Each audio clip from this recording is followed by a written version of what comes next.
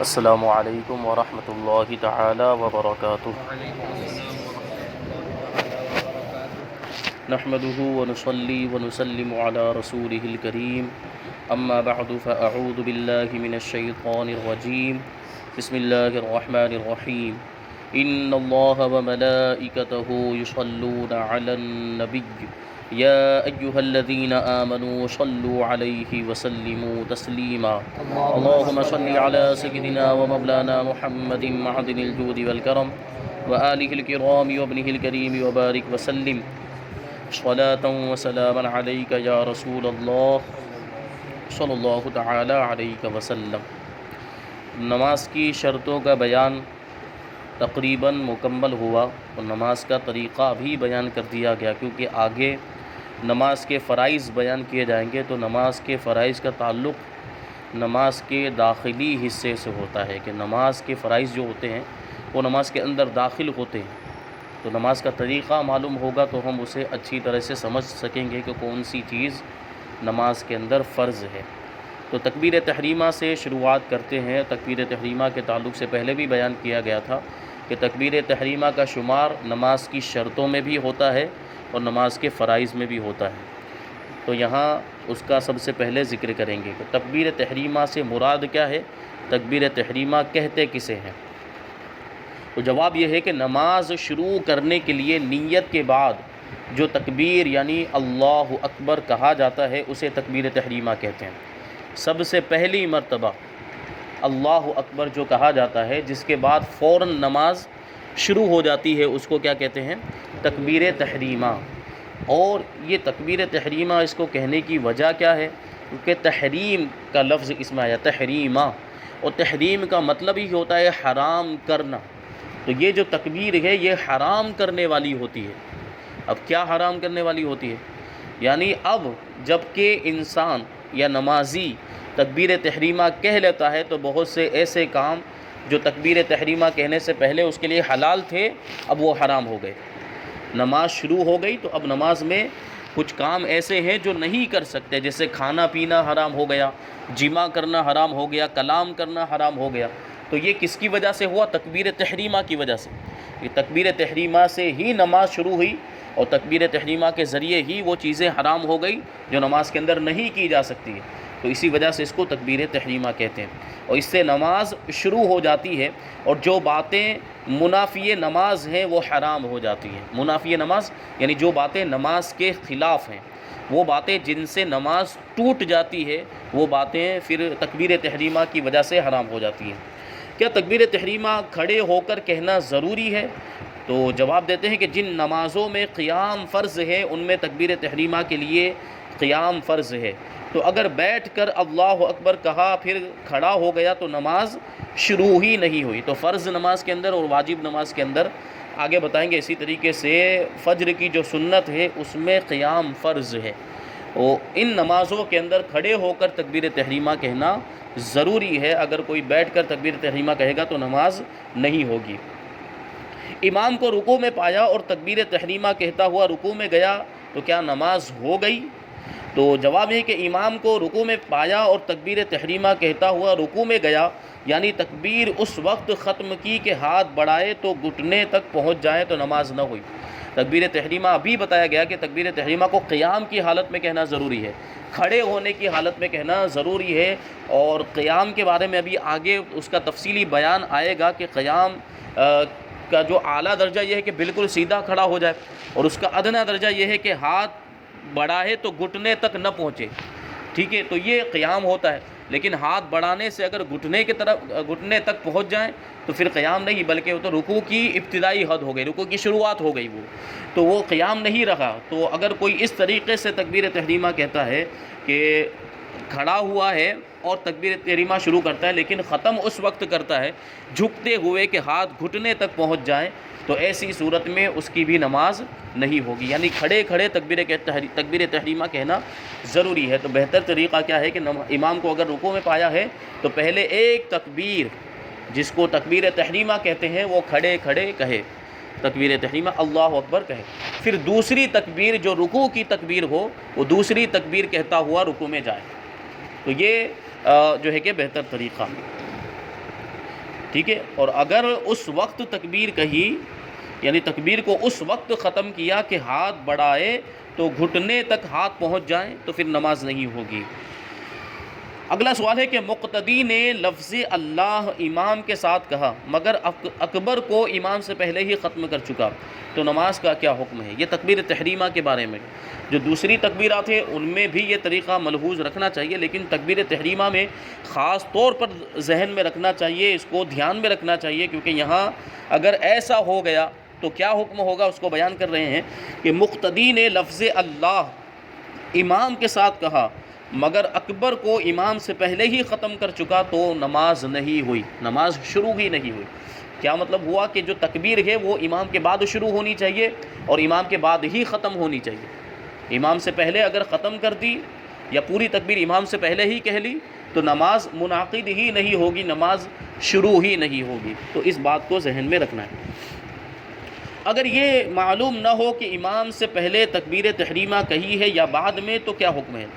کہہ تو دی لیکن اب اس کو ذہن میں نہیں ہے، اس نے امام کی طرف توجہ ہی نہیں کی، امام کی تکبیر کو غور سے سنا ہی نہیں، اور تکبیر کہہ لی، اب اس کو پتہ ہی نہیں کہ میں نے امام سے پہلے کہی ہے یا امام کے بعد میں کہی ہے، تو اب اس کے لیے کیا حکم ہے؟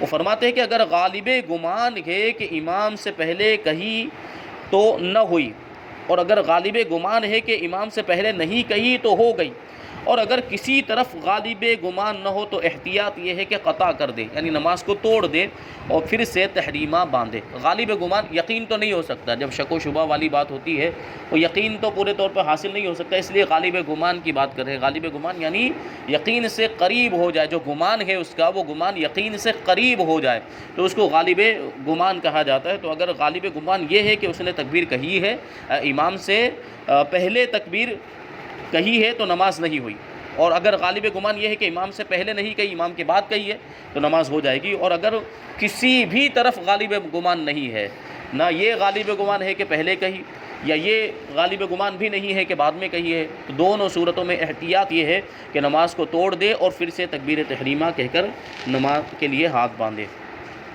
تو یہ تو ان لوگوں کے احکام بیان کیے جا رہے ہیں جو تکبیر تحریمہ بول سکتے ہیں، جن کو اللہ نے زبان دی ہے، بولنے کی قوت عطا فرمائی ہے، قوت گویائی عطا فرمائی ہے، تو وہ تو اللہ اکبر کہیں گے۔ لیکن کچھ ہمارے بھائی ایسے ہوتے ہیں جن کے پاس بولنے کی قوت نہیں ہوتی، قوت گویائی نہیں ہوتی، جن کو گونگا کہا جاتا ہے، جو بول نہیں سکتے ہیں، تو وہ تکبیر تحریمہ کیسے کہیں گے؟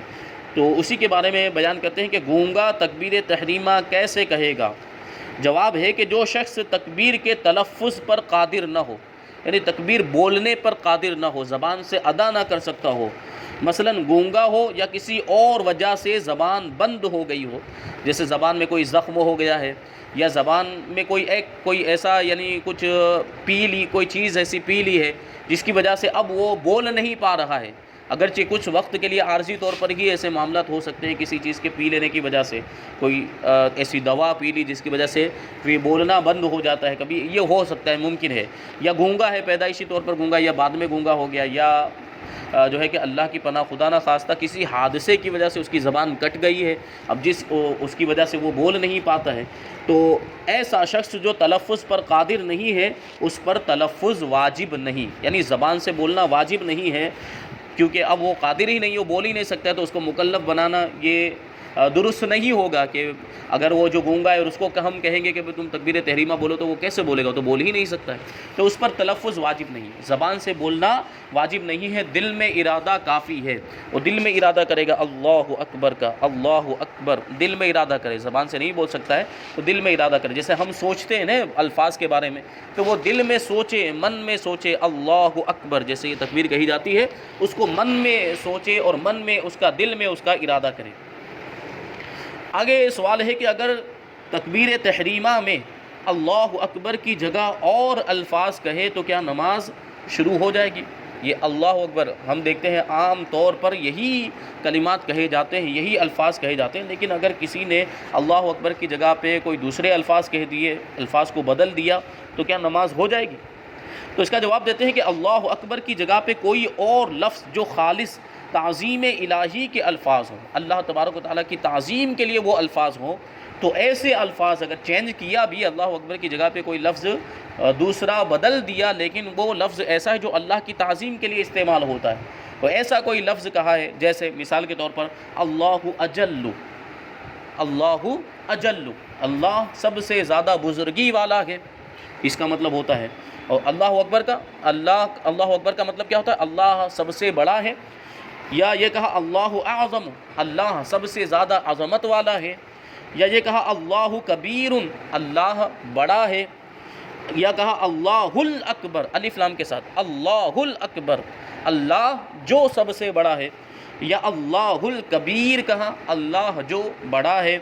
یا الرحمن اکبر کہا، رحمان سب سے بڑا ہے، کیونکہ الرحمن یہ اللہ تبارک و تعالیٰ کا خاص نام ہے، اور یہ نام کسی دوسرے کے لیے بولنا جائز نہیں، تو الرحمن اللہ ہی کے لیے بولا جا سکتا ہے. تو الرحمن اکبر کہا تو اس سے بھی اللہ تبارک و تعالیٰ کی ذات ہی مراد ہے، اور مطلب یہ ہے کہ رحمان سب سے بڑا ہے. یا کہا اللہ الہ، اللہ معبود ہے، اللہ خدا ہے. یا کہا لا الہ الا اللہ، یعنی اللہ کے سوا کوئی معبود نہیں ہے. یا سبحان اللہ کہا، پاک ہے اللہ، پاکی ہے اللہ کو. یا الحمدللہ کہا کہ تمام تعریفیں اللہ کے لیے ہے. یا لا الہ غیرہ کہا، اس کے سوا کوئی معبود نہیں، اس کا معنی ہوگا لا الہ غیرہ، اس کے سوا کوئی معبود نہیں. یا کہا تبارک اللہ، برکت والی ہے ذات اللہ کی. یہ سب کلمات آپ غور کریں تو ان سارے کلمات کے اندر اللہ تبارک و تعالیٰ کی تعظیم پائی جا رہی ہے. ان میں تعظیم الہی کے معانی موجود. یہ الفاظ ایسے ہیں جو خالص اللہ تبارک و تعالیٰ کی تعظیم کے لیے ہیں. تو یہ جو الفاظ ہیں یہ الفاظ تعظیمی ہیں، ان میں اللہ تبارک و تعالیٰ کی تعظیم ہے، تو ان سے بھی ابتدا ہو جائے گی، مگر یہ تبدیلی مکروہ ہے، تحریمی ہے. کیوں؟ کیونکہ اللہ اکبر سے شروع کرنا یہ واجب ہے، تو اس واجب کا خلاف ہوا. اللہ اکبر جو لفظ تھا، جو کلمات ہیں، جو الفاظ ہیں، ان کو ہم نے تبدیل کر دیا، تو نماز شروع تو ہو جائے گی لیکن مکروہ ہے، تحریمی ہوگی. اللہ اکبر کے ذریعے شروع کرنا ضروری تھا. اور اگر دعا یا طلب حاجت کے لفظ ہوں، تعظیم کے الفاظ نہ ہو، دعا کے الفاظ ہیں یا حاجت طلب کرنے کے الفاظ ہیں، کوئی مراد مانگ رہے ہیں اور کوئی چیز مانگ رہے ہیں کہ یہ مل جائے یا وہ مل جائے، اللہ سے دعا کرتے ہیں اس طرح، اور اس طرح کے کوئی الفاظ کہہ دیے جیسے اللہم غفر لی، اے اللہ میری بخشش فرما، میری مغفرت فرما، تو یہ دعا کے الفاظ ہیں. اللہم ارحمنی، اے اللہ مجھ پر رحم فرما، تو یہ بھی دعا کے الفاظ ہیں. اللہم ارزقنی، اے اللہ مجھے روزی عطا فرما، مجھے رزق عطا فرما، تو حاجت طلب کر رہا ہے، روزی طلب کر رہا ہے. تو یہ جو کلمات ہیں، یہ اس طرح کے جو الفاظ ہیں، جو دعا کے الفاظ ہیں، اگر ایسے الفاظ کہے تو نماز منعقد نہ ہوئی، یعنی نماز شروع ہی نہ ہوگی. تعظیم کے الفاظ اگر ہیں، جیسے اوپر جو الفاظ بیان کیے گئے، ان الفاظ کے ذریعے اگر نماز کو شروع کرتا ہے تو نماز شروع تو ہو جائے گی لیکن مکروہ تحریمی ہوگی، کیونکہ اللہ اکبر سے شروع کرنا واجب. لیکن دعا کے الفاظ ہیں یا طلب حاجت کے الفاظ ہیں تو ان سے نماز شروع ہی نہ ہوگی. آگے بہت ہی اہم مسئلہ بیان کرتے ہیں، بہت ہی ضروری ہے اور اس کو ذہن میں رکھنا ہے اور اس پر عمل بھی کرنا ہے، اور اگر کسی کو اس طرح غلطی کرتے ہوئے دیکھے تو ہمیں اسے بتانا بھی ہے. تو بتاتے ہیں کہ لفظ اللہ کے حمزہ پر کھڑا زبر، لفظ اللہ کا جو حمزہ ہے اس پر کھڑا زبر پڑھ دیا، اللہ اس طرح پڑھا. یا اکبر کے حمزہ پر کھڑا زبر پڑھ دیا، اکبر، اکبر، یہ کھڑا زبر کر دیا. یا را سے پہلے الف بڑھا دیا، اکبار کر دیا، تو کیا حکم ہے؟ یہ آپ نے سمجھا کس طریقے سے یہ بیان کرتے ہیں جواب میں کہ اللہ اکبر کو اللہ، یا اکبر کو اکبر، یا اکبر کو اکبارو کہا تو نماز نہ ہوگی، بلکہ اگر ان کے معانی فاسدہ سمجھ کر قصداً یہ الفاظ کہے تو کافر ہے. میں نے اس سے پہلے بتایا تھا کہ اگر اللہ اکبر کو کوئی اللہ اکبر کہتا ہے تو ایک حمزہ بڑھ جاتا ہے جو حمزہ استفہامیہ ہوتا ہے، اور استفہام کا جو حمزہ ہوتا ہے وہ سوال کرنے کے لیے آتا ہے، وہ پوچھنے کے لیے آتا ہے کسی چیز کے بارے میں. تو اگر ہم یہ کہہ دیتے ہیں اللہ اکبر تو اس کا مطلب کیا ہو جاتا ہے کہ کیا اللہ سب سے بڑا ہے؟ تو یہ سوال ہو تو کیا ہم کو شک ہے؟ یہ تو کوئی شک کی چیز ہی نہیں ہے، اس کے بارے میں تو کوئی سوال ہونا ہی نہیں چاہیے، ذہن میں اس طرح کی بات آنی ہی نہیں چاہیے. تو یہ معنی اس کا بہت غلط ہو جاتا ہے، معنی فاسد ہو جاتا ہے، اور اسی کو بیان کیا کہ اگر اس کے فاسد معنی جو غلط معنی ہے اس کا قصد کرتے ہوئے، وہ مراد لیتے ہوئے اگر کسی نے یہ کہا اللہ اکبر تو وہ کافر ہو جائے گا۔ اس کا اعتقاد کرتے ہوئے اگر کسی نے، عام طور پر مسلمان ایسا عقیدہ نہیں رکھتا ہے تو اس کے لیے یہ حکم تو نہیں ہوگا، لیکن پھر بھی حرام ضرور ہے۔ اللہ اکبر کہنا یا اللہ اکبار کہنا یا اللہ اکبر کہنا یہ حرام ضرور ہوگا۔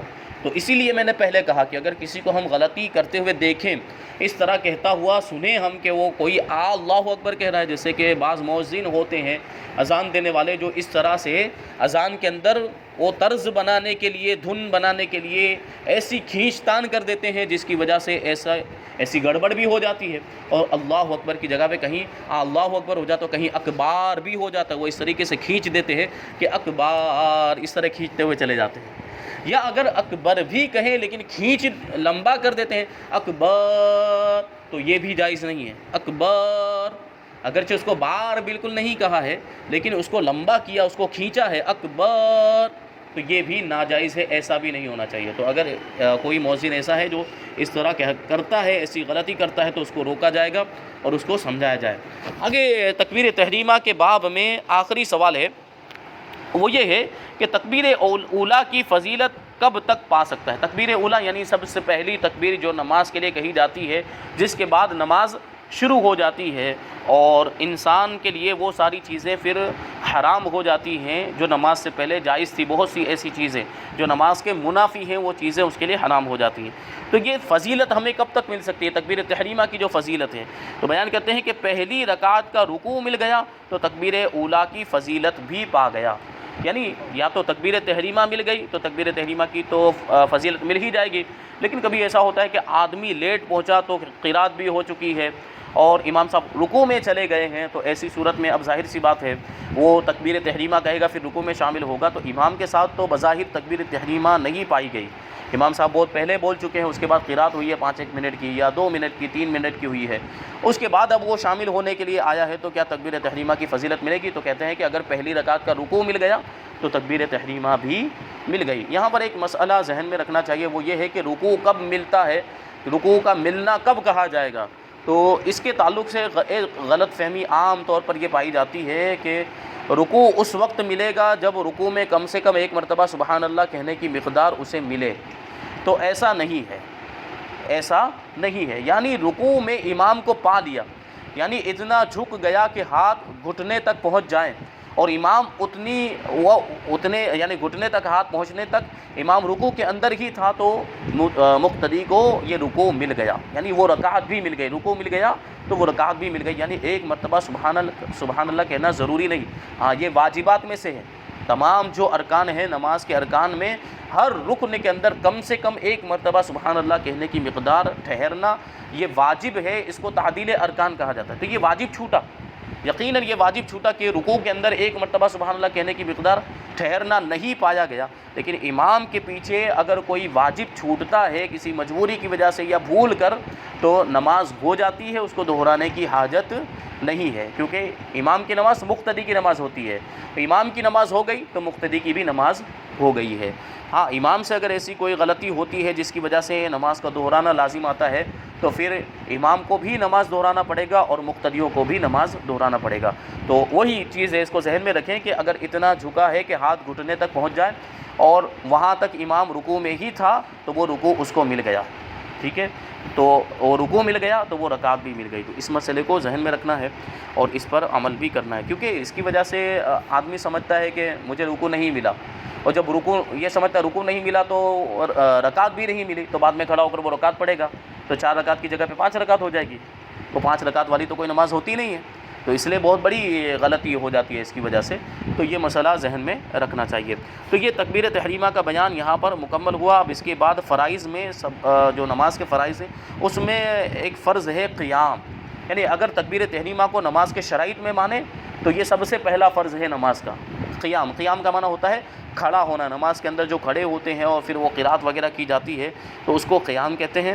انشاءاللہ تبارک و تعالیٰ اس کا بیان آگے ہوگا۔ اللہ تبارک و تعالیٰ ہم سب کو عمل کی توفیق عطا فرمائے۔ وما علینا الا البلاغ۔ السلام علیکم۔